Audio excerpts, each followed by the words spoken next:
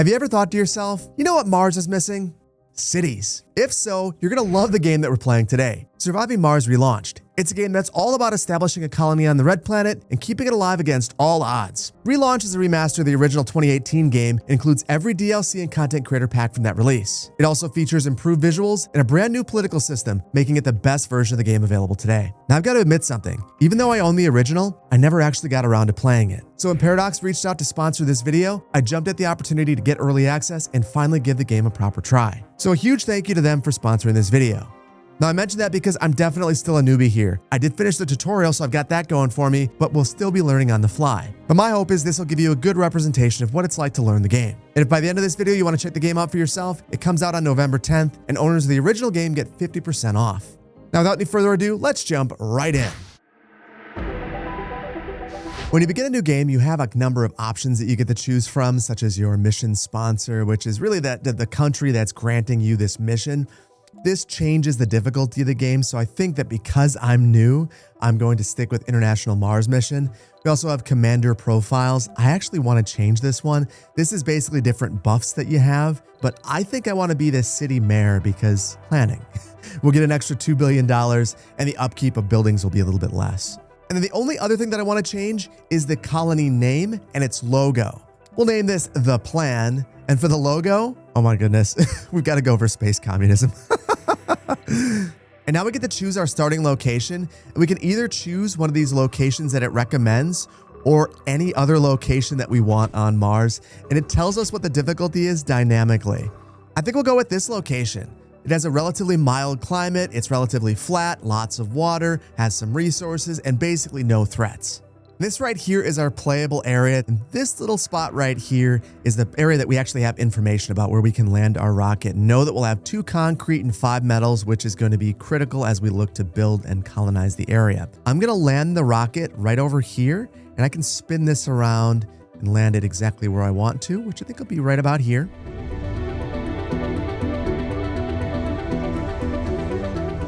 And it's got our space communism logo right there. Out of this is going to come 3 vehicles. This one right here, the Commander, controls all of the little drones that are about to pop out of here. The drones do all the building, so this is probably our most important vehicle in the short term. I'm going to move this right here because it's going to be the center point, the focal point of all of our drone activity. This one, the RC Transport, can collect materials and run trade routes. I'm going to gather these metals that are on the ground. And then the Explorer can explore anomalies, and we haven't found any of those yet, but they basically provide research opportunities and sometimes money, a whole bunch of other benefits like that. But our goal right now is to stabilize things so that we can invite our first colonists to Mars. And there's a number of things that we have to do to get there. First, let's do some research. And the sponsor of our mission is giving us 300 research per soul, a soul being a Martian day. And we can use this research to unlock different abilities. And I think the first thing I want to research is the Earth-Mars initiative. This is going to increase our sponsor research by 100, so it'll take it from 300 to 400. After that, we'll research advanced Martian engines. This will reduce the amount of fuel that we need for our rockets and shuttles. Then Explorer AI. This will give us another 100 research for our RC Explorer. And even though we could queue up 2 more things, I think that we'll stop here for now because we will be able to queue up additional technologies that are currently unknown. So now let's get building, and the first thing that we need to do is build a concrete extractor. This will produce concrete, which is a resource that we need for a number of buildings, and we'll place that right here. This also needs electricity. And we've got a couple of options here. We've got a large solar panel that only operates during the day, a wind turbine that can operate 24/7, an advanced Stirling generator, which we actually have one of these available as a prefab, so I think that it makes sense to place this one right away. And then we also have a battery, and we'll probably build one of these right away as well. But let's begin building our power infrastructure, and I'm going to place that right about here. And then I'll link this to our concrete extractor with a power cable. And then we also have to set up some storage. So I think a universal depot is always good to have on hand. You can store basically anything here. I'm going to place this kind of close to our rocket. And then I'll place some resource-specific depots. Do a concrete depot right here. Keep this nice and efficient. And then we also have to place a dumping site because the concrete extractor is going to produce waste. We have to be able to have a place to put the waste. So I'm going to put that over there. Next, we have to produce some water. And there are a couple of different ways that you can produce water in this game. If you have a water source nearby, you can build a water extractor. I didn't see one of those. So the only option we have is a moisture vaporator. And I'll build this right about here. And now that this has been built, let's get this linked up with a power cable. And while that's being built, there are two more things that I want to build. I want to build the sensor tower. This increases the speed of scanning our surrounding environment. That is going to be critical for us in short order. And I want to build a drone hub. This is a permanent hub for all these little drones, and it also includes a place where they can charge. So I'll place that kind of in the center of this area.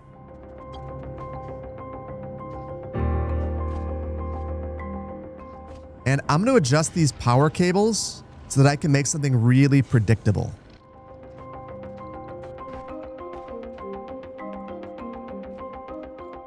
Now, we just got invited to our first Earth Council, so I figure we should probably check this out. This is the new political aspect of the game that was added as part of the relaunched version of Surviving Mars. And basically, we're able to pick laws that will benefit us on our colony. But while we're doing that, we have to balance the desires of all the competing factions. So let's choose a law. And as we select different law options, we can see the probability that people will vote for or against it. We can see that basically everyone loves the milestones law, with the exception of Japan. But heavy mining, on the other hand, already has 10 votes against it, all coming from the exact same faction. So if we wanted this one to pass, we'd probably need to do some negotiation. But honestly, let's start out with sponsor relations. This will give us extra applicants, extra exports, extra funding, and extra research. 88% in favor, the law is passed. The other thing I want to do is explore our lands a bit. Now, we've got a couple of these orbital probes, and they can instantly explore. I'm going to use some of these. And as I go over the top, it tells us what might be in these locations. Right here, rare metals, those would be very valuable. Let's research that. We also have water there. That is outstanding. There's a high chance of water in sector F3, so we'll Sector scanned. But sadly, nothing there. Now let's go a little bit further away. High chance of concrete and metals here. And then we have one more. We'll go way over here in C3. Sector scanned. And this has both underground metals and rare metals, incredibly valuable. We should do some more research, and as I select these, we'll start to queue them up. And I can do up to 10, I believe. Now, all that exploration is going to be happening in the background as we're building things. And then once our sensor tower is complete, that exploration will happen even faster. So I think I'm going to actually speed this along. And now that the tower is complete, our exploration will be done quicker, and we'll get a little bit of advance warning if there's a disaster such as a meteor strike. Perfect. So now let's continue preparations to get people here. And I want to build a water tower so we could store some of this water that we're generating here at our vaporizer. And knowing that we have a fresh water source over here, I think I'm going to build an extractor. And then we'll need materials over here to construct this. So I'll build a universal depot. And then I'm going to take the RC transport and move goods back and forth between our main area and this outpost. So I'll create a transport route. We'll load all resources over here and unload them over here. We also have to link all of this water infrastructure together with pipes.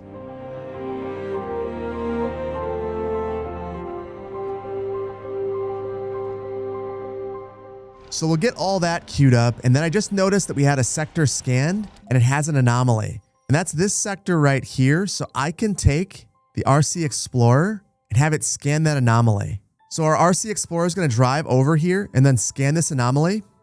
And while that's going on, we just got this research cooperation. A new deep space telescope will be launched to scan the cosmos from a point even further out than Mars. The company behind the telescope has partnered with our sponsor to share the financial burden of the deep space launch. Our sponsor, not one to waste an opportunity to help out their most ambitious project, says splitting the launch bill will basically pay for a single supply pod that they can fill with a cargo of our choosing. So we get to pick either 10 orbital probes, that could be really helpful, 15 machine parts and 15 electronics, or an extra RC transport. You know, I'm torn between the RC transport and the extra resources, but I think the resources will probably be more beneficial in the short term, so we'll go in that direction. So let's queue up some more research, and I feel like low G hydrosynthesis is going to be incredibly valuable for us. We'll be able to build a polymer factory and a fuel refinery, so we'll be able to launch ships a lot faster. I'm also going to queue up the drone swarm. This will give us drone hubs that have an additional 2 drones, which I think is going to be incredibly valuable. And it looks like our supply pod is ready to land, so I'm going to place this right away. And we're all clear right there. We won't have any dust storms, so this seems like the perfect location. Now while that's landing, I realized I never connected this with a power cable, and I'll run that underneath the water pipe right where it belongs. Now, interestingly, we have a really big deficit in power, so I think that we probably also want to attack that. Oh, the building has malfunctioned. We need to fix this. So I've increased the priority right here, and this makes me realize that we need to have additional sources of power. We can't rely on just this one Stirling generator. Now, these Stirling generators are actually pretty expensive. It's 25 polymer and 10 electronics, and we aren't producing those right now. But the wind turbine is definitely doable, especially considering we just took all those machine parts. So I'm going to build a few of these, and I'm actually going to scoot these over here because I'm worried about dust contamination. I'm going to build one more battery as well, and hopefully that protects us from problems like this in the future. Now let's grab this cargo. So I'll take the transport off from its route, and we'll grab this resource right here. And I'm wondering with the supply pod what we can do with this. We can actually salvage this for 5 metals. That's great. And we can watch our little baby drones come over here and grab all those supplies as our RC transporter hoovers these up. That's amazing. And I just set it to automatically move these over to our universal depot over there. Perfect. Oh my goodness, and everything has stopped working, and I think I know why. I think all of our drones have died. And that's because our drone hub doesn't have power. So all I can do is grab our RC commander, pull that back over here, and then hopefully get all this repaired. And it looks like the reason that we can't repair this is we don't have any polymers nearby. And that's because I moved them all over here. So I'll grab the transport, load up the polymers, and then bring them over here. And then I'll center this here so they can go and pick up the polymer. All right, that's great. We got a couple of these wind turbines that have been constructed now. That should help us out. Our drone hub is now operational again. Our generator's now working once again. And our second battery has been constructed. Now, we're down to basically nothing for metals. So I'm going to take the transport and try to grab some surface metals. And it looks like there's some way out here. So I'm going to grab them. Now, we're almost in a spot where we can add our first drone, but I'm noticing that these aren't operational. So I'm going to grab this RC commander, send this back down here. And now let's build our first dome. Domes are important because they're where people can live. And we've already got one available to us, the self-sufficient dome. So we should probably build this first. This is a prefab. And I'll place this right about here so that we have easy access to all of our utilities. And then we have to get this thing linked up with both a power cable and some water pipes. Now, this dome comes with a lot. We've got an oxygen tank on the side, a water tower, and a moisture vaporator, along with a life support pipe. So kind of everything you need to get moving.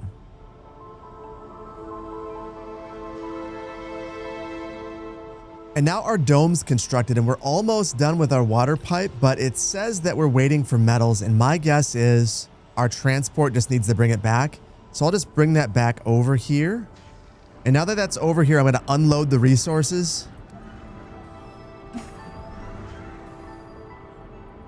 And now the little baby drones should grab them and construct that water pipe.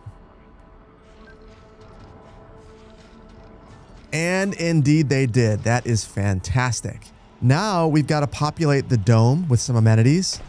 And the most important thing is going to be a living complex. This is where people will actually live. And I'll place that right here. They're also going to need some dome services, including a grocery store and, a bar. They need some cocktails. They don't want to get homesick.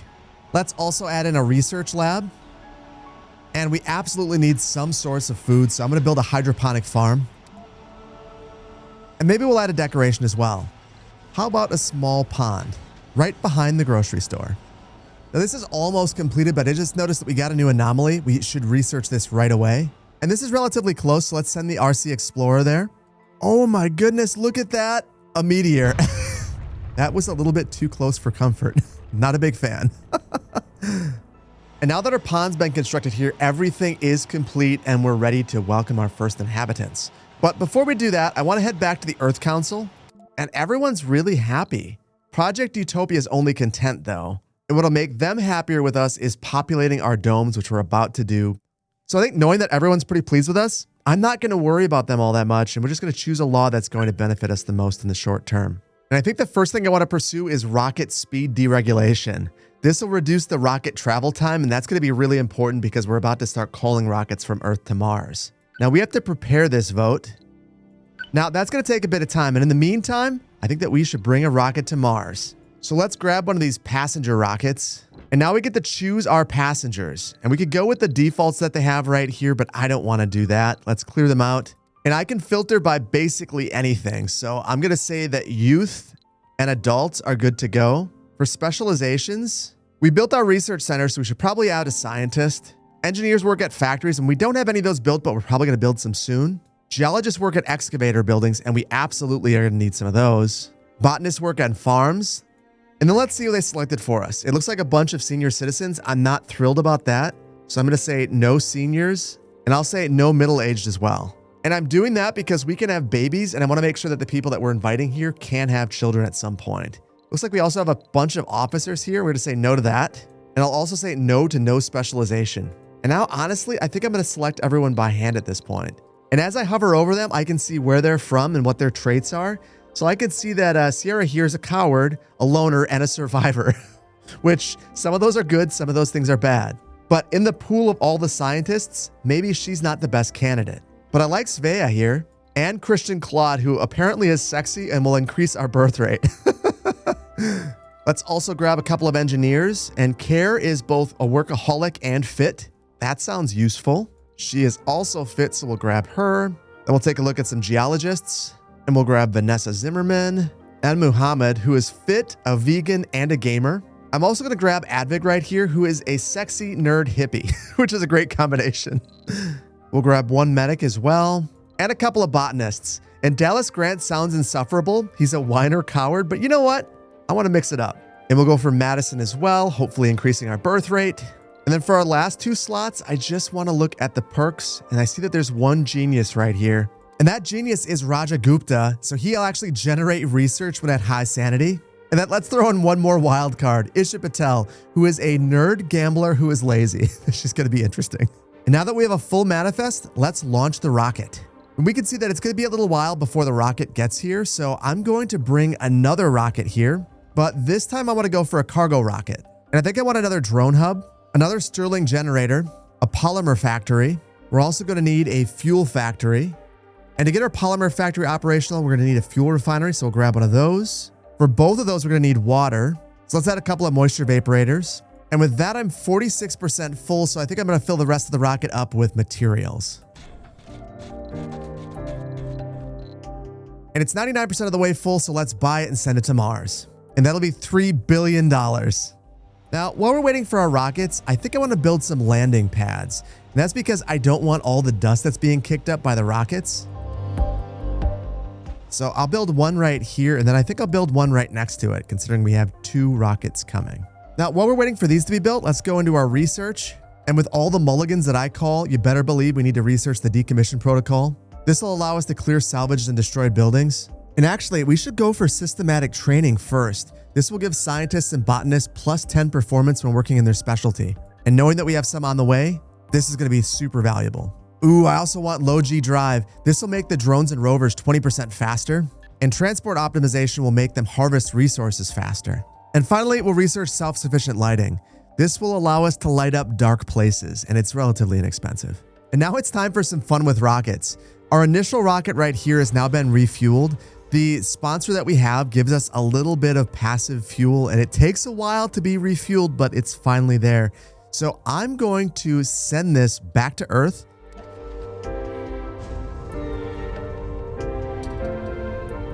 And then let's grab the Perseverance 2 and land that right here.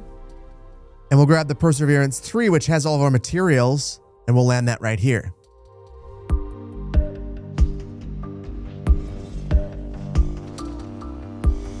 And it's a thing of beauty, 2 rockets touching down at the same time. We've got our first 12 space communists doing their spacewalk into the dome.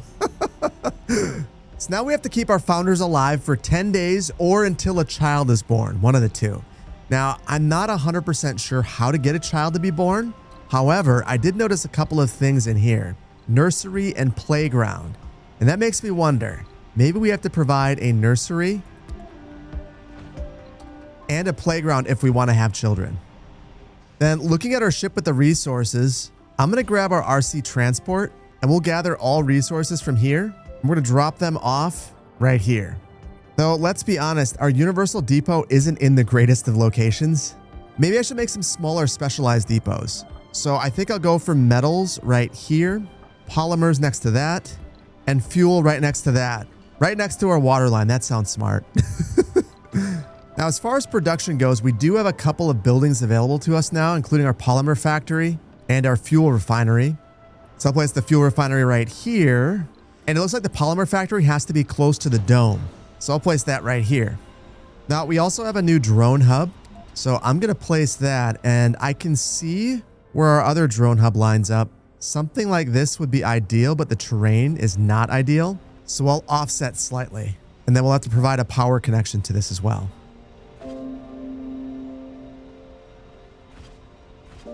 Now, I just noticed something.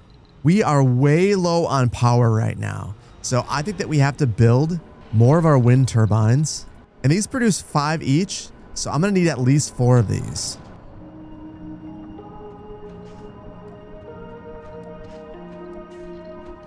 Now, building these will only get us to an equilibrium.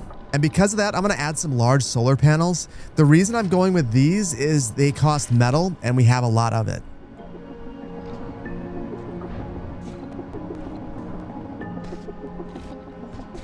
And it looks like Lambda Industries has a request for us. They want us to research analyze space telescope data. So I'll get that queued up right away. And we'll move that up to the top of our list. And it looks like there's a problem with this building right here. The space bar is not operational. And that's because we don't have enough workers. So I just think I'll turn off the second shift, and that makes everyone happy. You know, and I can't help but think that I didn't really organize this in the most appropriate way. I'm going to modify things just a little bit. I'll add a pond right there and get rid of this one. And I'm going to take this grocery store and move this next to the farm. Now, the whole reason I'm doing that is I think I want to have more residents here. And my hope is that by building extra homes, we'll incentivize having more children. And if that doesn't work, we'll just invite more people to live here once our founding stage is done.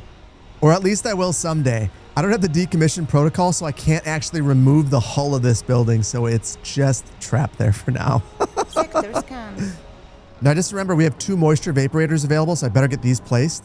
And I'm going to add another water tower, too. And you know, why not add 2 of them? Oh, and I deeply regret this layout. It's going to be a weird zigzag of water pipes, but you know what? I'm going to just forget about it. I'm just going to forget about it. I have to. And it honestly looks pretty good. The only thing that doesn't look good is what happened here. Thankfully, I don't actually need these pipes. It's already connected. Perfect. Now, interestingly, our drone hub has not been constructed yet. I'm wondering, oh yeah, we're just a little bit too far away. We'll get closer, and that should hopefully get this thing moving. And it's a thing of beauty. Now, I also see our RC Explorer out here, and that reminds me, we've got a couple of anomalies that we haven't looked at yet. So I'll send it over to take a look at this one. We've also got a bunch of great mining opportunities over here. This is probably the best location for another dome. Yeah, that would be fantastic, especially considering we have water right here. But that is a future proposition. For now, I just want to see what's wrong with this power cable right here. And it seems like this cable requires a lot of metal, and we don't have all that much right now. And that makes me think, maybe we got to grab our RC transport and gather some metals. Now, I was thinking it would be really helpful to have another RC transport. So I think I'm going to buy one, but first I want to add another landing pad. And I'll place that right here, right next to our other ones. And I'll prioritize this. At the same time, we'll grab a supply pod. We'll add the RC transport, and that's all that fits on here.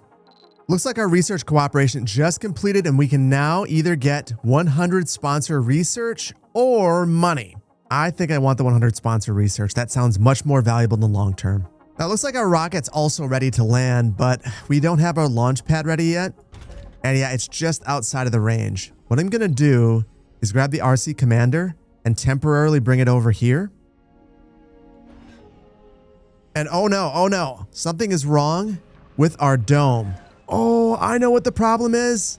I can't move this away.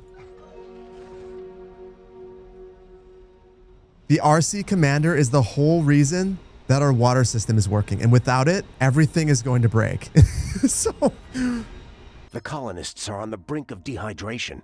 We need to figure out something quick before they die. I really don't want everyone to die, so I'm going to say, oh my. Hopefully this repairs our issue. Okay, and they're pumping water again. Things are operational. And this only reinforces that we need to get the metal over here. So I'm going to grab the RC transport, bring that over here and unload. Now it looks like this is still not in the right spot. I'm going to move this here because we have a whole bunch of things malfunctioning with our dome. And I'm going to increase the priority of these getting fixed. And that has actually fixed our water problem. Thank goodness.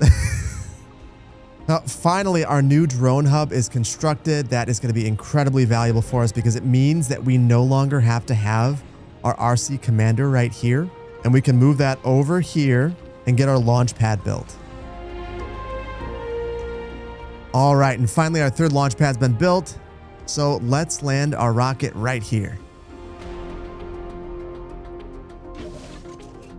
And we'll salvage the supply pod. And then the RC Transport 2.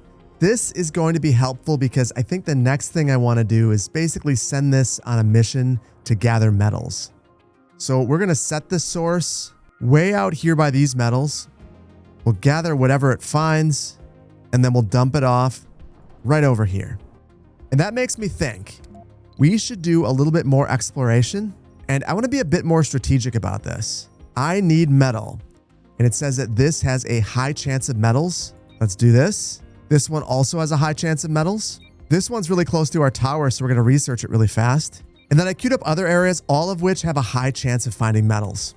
Now at this point, we are almost done with our Founders stage. So I'm going to spend a little bit of time researching these anomalies and going to the Earth Council. And we can finally propose rocket speed deregulation, which will make the rockets come here 25% faster. And everyone loves that, so we're going to vote on it.